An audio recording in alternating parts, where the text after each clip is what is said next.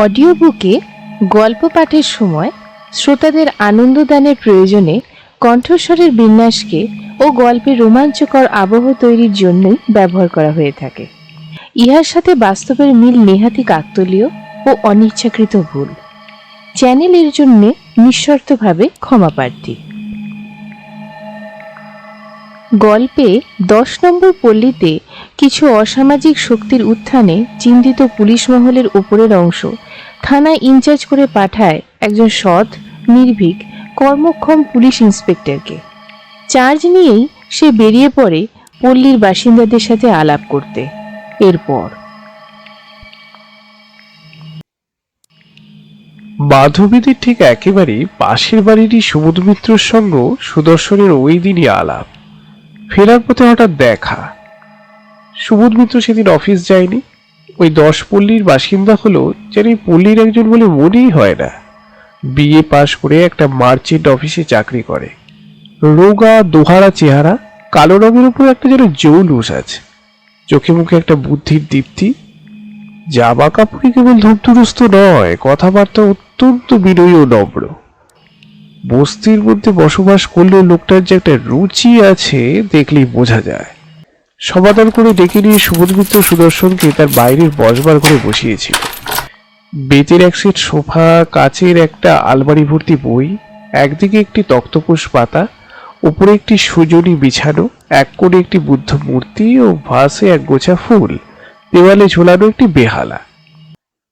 গরিবের ঘরে যখন পায়ের ধুলো দিয়েছেন, এক কাপ চা অন্তত খেতেই হবে, সুবোধ বললে। না না, সেসবের কোনো প্রয়োজন নেই সুবোধ বাবু, ওসব হাঙ্গামা করবেন না। হাঙ্গামা আবার কি? বসুন। সুবোধ মিত্র পরক্ষণই ভেতরে চলে গিয়েছিল। একটু পরে সুদৃশ্য দামি শৌখিন কাপে এক কাপ চা নিয়ে ফিরে এলো। নিন। দেখুন তো, এই অবেলায় আবার চায়ের কি প্রয়োজন ছিল? তা হোক, আপনার মতো লোক এ বাড়িতে পায়ের ধরে দিয়েছেন। ঘণ্টাখানেক প্রায় আলাপ করেছিল সুদর্শন মল্লিক। খুশি হয়েছিল আলাপ করে, এবং ফিরে আসবার সময় স্বভাবতই সুবোধ মিত্র তার মনের পাতায় দাগ কেটেছিল। আরো একজন ছিল 10 নম্বর পল্লীর, কল্যাণ বসু। রোগা প্যাটার্নের চেহারা, কালো গায়ের রং, মাথায় ঘন চুল, অর্ধেক গাল পর্যন্ত চুলবে। রাজনৈতিক কর্মী হিসেবে বিশেষ এক পার্টির চিহ্নিত লোক ওই পল্লী। বয়স 30-এর কাছাকাছি হবে। বিশেষ রাজনৈতিক পার্টির কর্মী হিসেবে স্বভাবটা একটু রুক্ষ এবং বেশ একটু দাপটের সঙ্গে যেন পল্লীর মধ্যে থাকে। পৌর প্রতিষ্ঠানের একজন বি গ্রেড ক্লার্ক। সে বলেছিল প্রথম আলাপের সময়, আপনি তো এই তল্লাটের আমাদের নতুন ওসি হয়ে এলেন। যা ঠিক থাকুন, আমরাই করি। আমাদের আর টিকে থাকা থাকে কি বলুন কল্যাণ বাবু? কর্তার ইচ্ছেই কর্ম। যতদিন রাখবে থানায় ততদিন থাকবো, হুকুম এলেই চলে যেতে হবে। এই দেখুন না, গত বছর দুয়েকের মধ্যে 4 জন এলো আবার গেল আমার আগে থানা থেকে। কিন্তু কেন বলুন তো? কি কেন? মানে থানায় ওসিরা এলে 4-5 মাসের মধ্যে আবার বদলি হয়ে যায়। কল্যাণ কিন্তু সুদর্শন মল্লিকের কোনো কথার জবাব দেয়নি। মৃদু হেসে বলেছিল, আপনাকে বোধ হয় এত তাড়াতাড়ি বদলি করবে না। কি করে বুঝলেন? আপনি বেশ এনার্জেটিক। মানে? এই দেখুন না, এখনকার থানায় এসে শুনলাম আপনি আমাদের পল্লীতে প্রায় আসছেন। আচ্ছা মশাই, কি আমাদের ওই তল্লাটি পল্লীটাই বড় কথাতে একটা হেডেক, তাই না? কই সেরকম তো কিছু শুনিনি। শুনেছেন? ঠিকই শুনেছেন স্যার, চেপে যাচ্ছেন। সুদর্শন মল্লিক প্রত্যুত্তরে হেসেছিল, তবে বুঝেছিল কল্যাণ বসু গভীর জলের মাছ। তবে কি জানেন মশাই, পরখ করে কল্যাণ বসু বলেছিল, কি আপনাদের এই তল্লাটের থানার ওসি যখন যখন যেখানে খুশি আপনার যাওয়ার অধিকার আছে বই, কিন্তু কিন্তু কি বলুন না, থামলেন কেন কল্যাণ বাবু? এই পল্লীর লোকেরা পুলিশের লোকেদের বড় একটা পছন্দ করে না, কিন্তু আমি তো জানি বন্ধু হিসেবে হয়তো আপনার আলাপ পরিচয় করতে আসেন, কিন্তু এরাও তো সারাজকে ব্যাপারটা নেবে না। কেন কেন? হাজার হোক আপনি তো জানেন কথায় বলে পুলিশ ভাববে হয়তো কোনো মতলব নিয়ে আপনি পল্লীতে ঘোরাফেরা করছেন। সুদর্শন মল্লিক তাকিয়েছিল কল্যাণ বসুর দিকে। কল্যাণ বসু হাসছিল।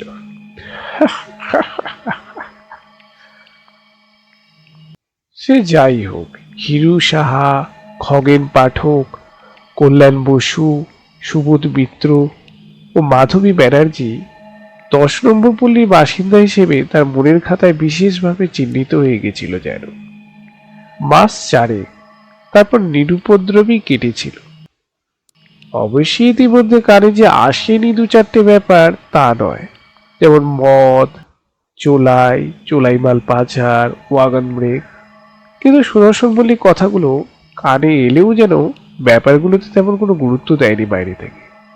যদিও ভিতরে ভিতরে সে অনুসন্ধান চালিয়ে যাচ্ছিল, সর্বক্ষণই সতর্ক সজাগ থাকত, এবং তারপরেও 2-5 দিন 10 নম্বর পল্লীতে গিয়েছে, এর ওর সঙ্গে আলাপ করে আবার চলেও এসেছে।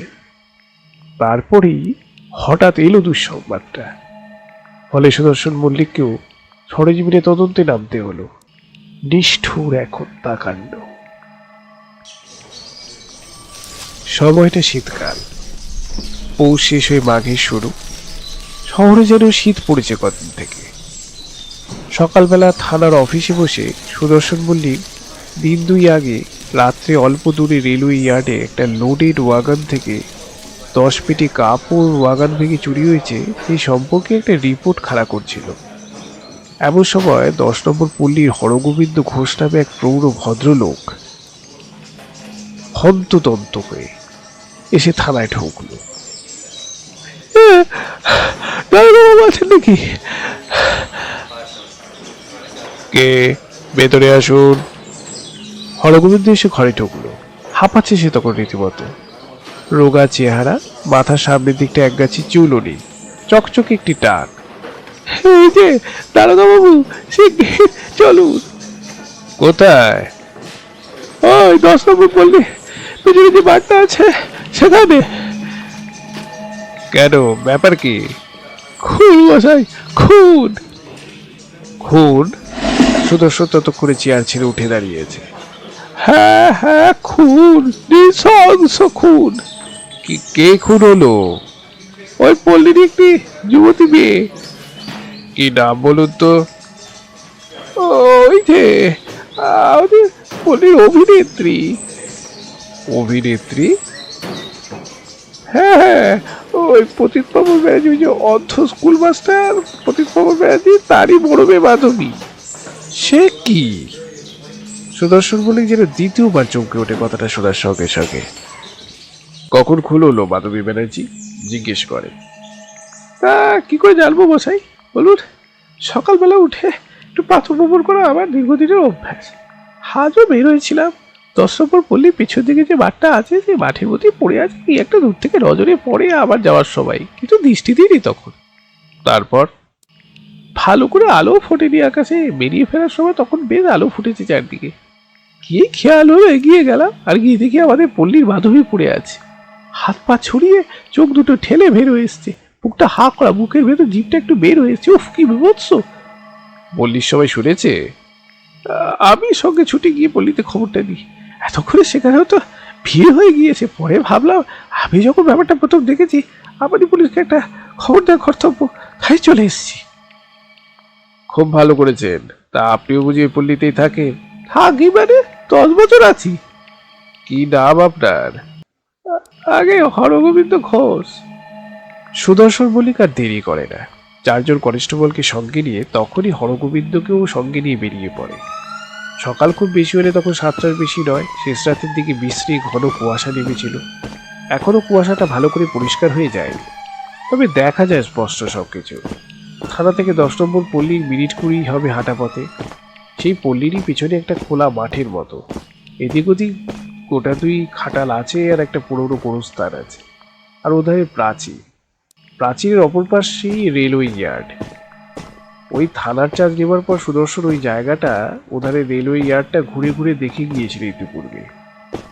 দিন দিনে খুব ভালো করে, কারণ ওই ইয়ার্ড থেকেই ওয়াগন ভেঙে মাল সরাবার ব্যাপার প্রায় ঘটে থাকে। তো যেটা সুদর্শন মল্লিকের বদ্ধমূল ধারণা হয়েছিল, নিকটবর্তী 10 নম্বর পল্লীর কারো না কারো সেটা কীর্তি, আর তাই সে বন্ধুত্বের ভান করে পল্লীর মধ্যে গিয়ে সকলের সঙ্গে পরিচিত হওয়ার চেষ্টা করেছিল।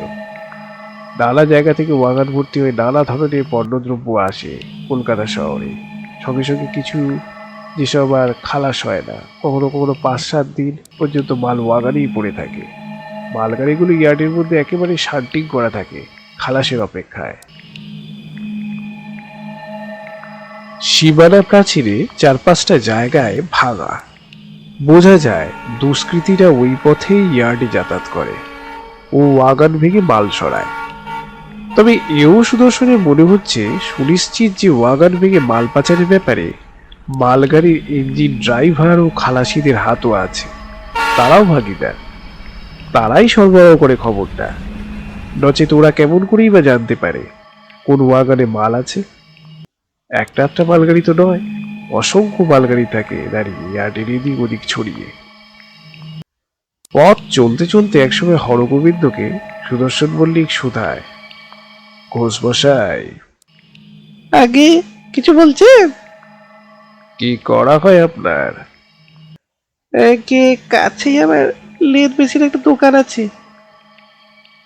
10 নম্বর পল্লীর বাসিন্দা যখন আপনি, নিশ্চয়ই মাধবীকে ভালো করে চিনতেন।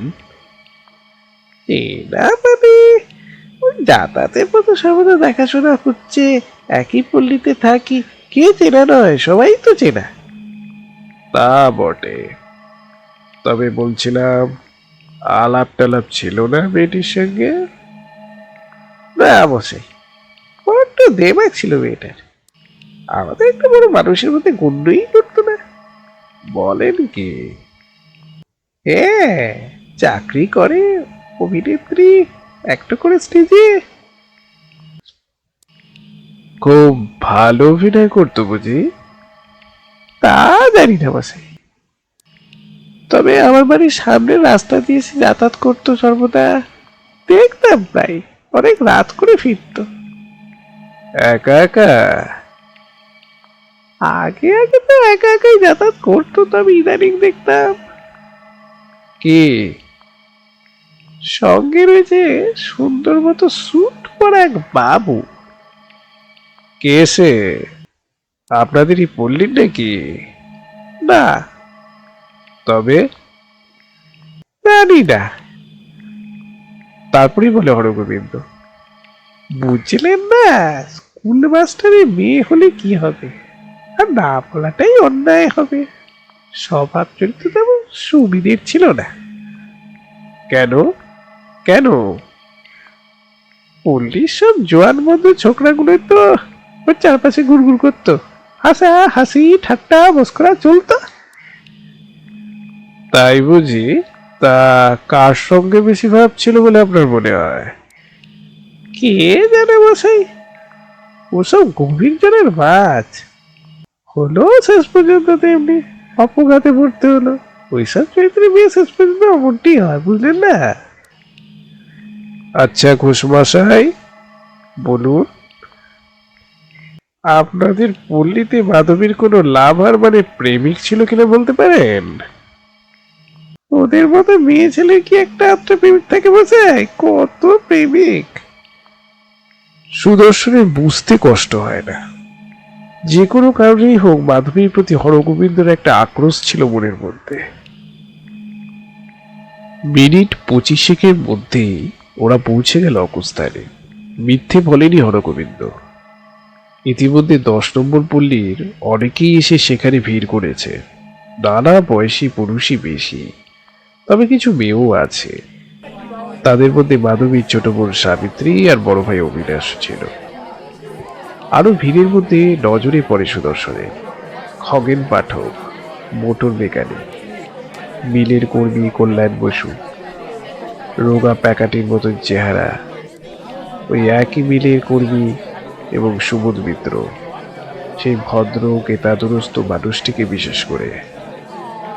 সুদর্শন মল্লিকও তার সঙ্গে সিপাহীদের দেখে ভিড় সরে গিয়েছে, ওদের এগোবার পথ করে দেয় আপনা থেকে।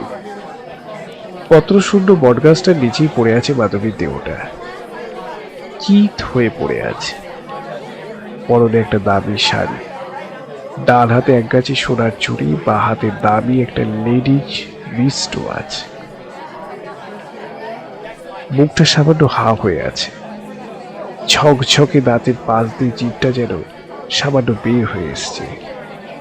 চোখের পাতা খোলা, চোখের মণি দুটো যেন ঠেলে বের হয়ে আসতে চায়। স্পষ্ট একটা আতঙ্ক, সেই সঙ্গে যন্ত্রণার চিহ্ন দু চোখের দ্বারায়।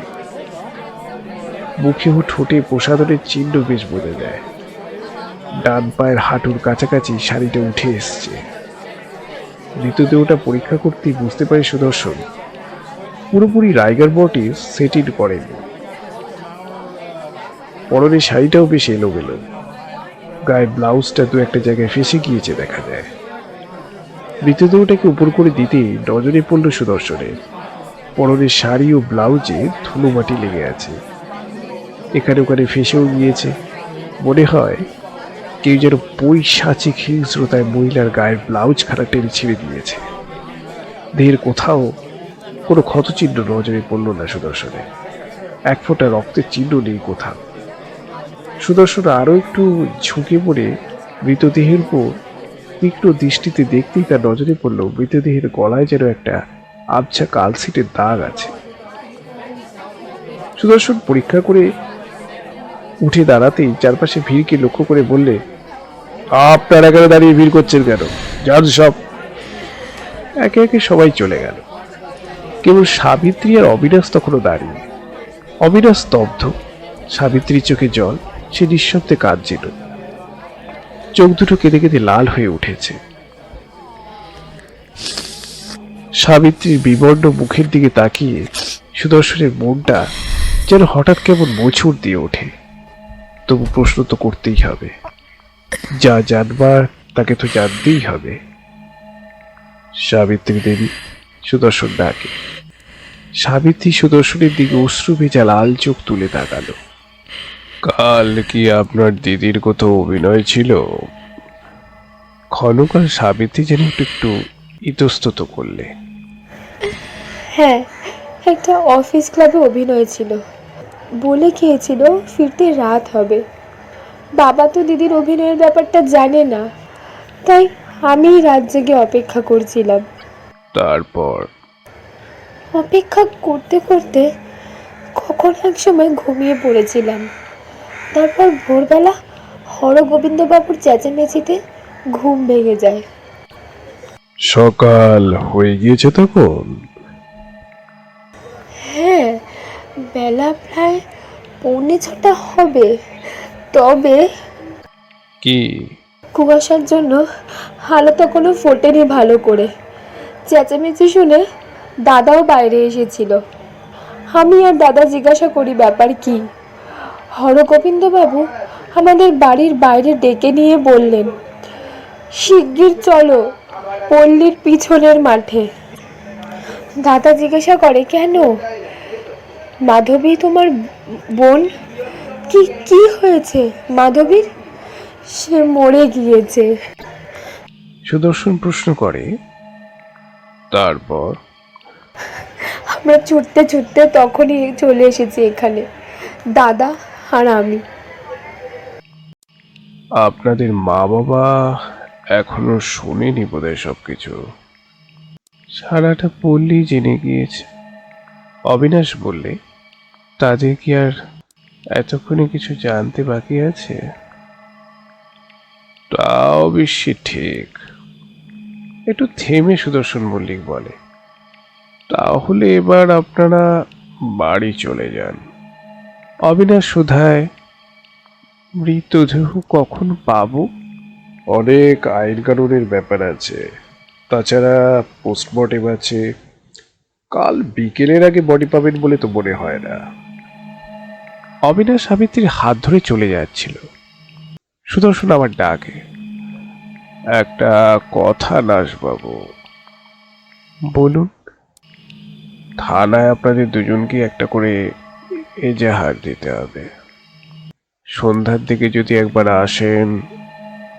আসবো। অবিনাশ আর সাবিত্রী দাঁড়ালো না, যাবার জন্য পা বাড়ালো। সুদর্শন আবার ওদের বললে, অমলেন্দু বাবুকেও নিয়ে আসবেন। মৃতদেহ মর্গে পাঠাবার ব্যবস্থা করতে বেলা 12টা বেজে গেল। সুদর্শন মনে মনে যেন মাধবী মৃত্যুর ব্যাপারটা ভেবে কিছুই কুলকিনারা করতে পারছিল না। মেয়েটাকে হত্যা করলো কে, আর কেনই বা হত্যা করলো? হত্যা যে সে বিষয়ে কোনো সন্দেহই নেই। এবং মৃতদেহ পরীক্ষা করে নিয়ে সুদর্শন যতটা বুঝতে পেরেছে, যেই হত্যা করে থাকুক, হয় হত্যার পর বা আগে হত্যাকারী মেয়েটিকে ধর্ষণ করেছে, তারপর হয়তো মৃতদেহটা ওইখানে নিয়ে গিয়ে ফেলা হয়েছে। হত্যা সম্ভবত অন্যত্র হয়েছে, কিন্তু সে কোথায়? আর একটা কথা মনে হয় সুদর্শনের, হত্যাকারী কি ওই 10 নম্বর পল্লীরই কেউ, না বাইরের কেউ? হরগোবিন্দ বর্ণিত সেই শুট পরা বাবুটি, তার কথাটাও মনে পড়ে। তার খবরটাও জোগাড় করা প্রয়োজন। পল্লীতে মাধবীর প্রেমাকাঙ্ক্ষী অনেকেই ছিল, অনেকেই আকৃষ্ট হয়েছে মাধবীর প্রতি।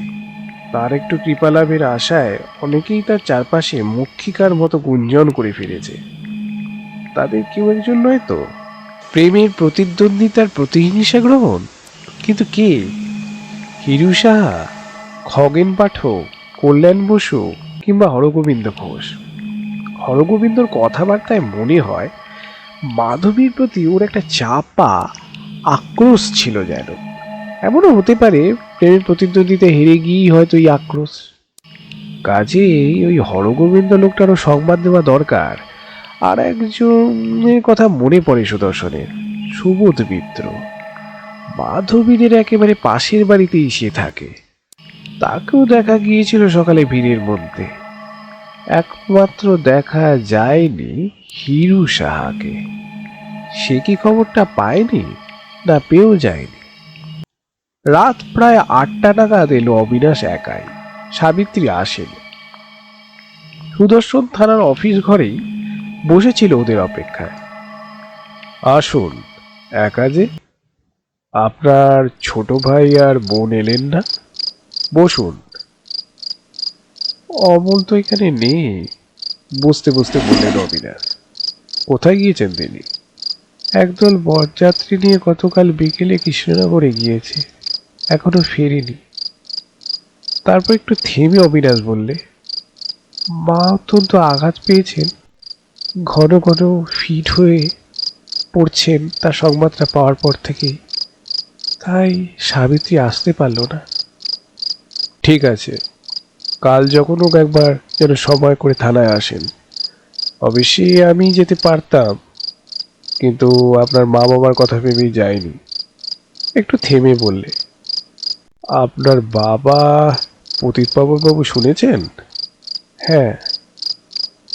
খুব ভেঙে পড়েছেন বোধ হয়। কান্নাকাটি তো করছেন না, একেবারে চুপচাপ। খুবই স্বাভাবিক, সুদর্শন বলে।